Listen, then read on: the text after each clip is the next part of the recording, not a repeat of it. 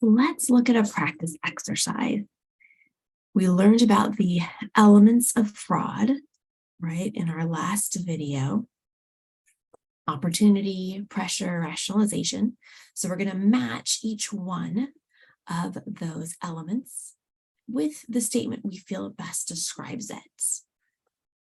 All right, feel free to pause the video and try it on your own first. And then check back for the answers. All right, the first one, an employee earns minimum wage and is raising a family of 6. 6 people eat a lot of food. They have a lot of needs. So I'm thinking this is some serious financial pressure.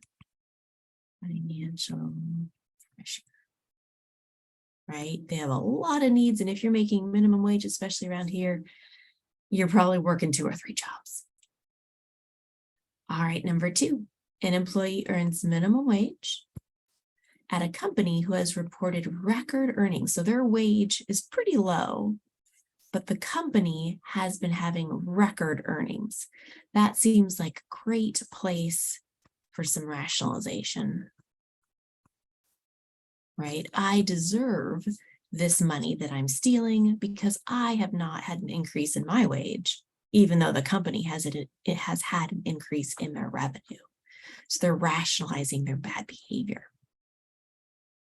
The last one, an employee has check writing and signing responsibilities at the small company he works for.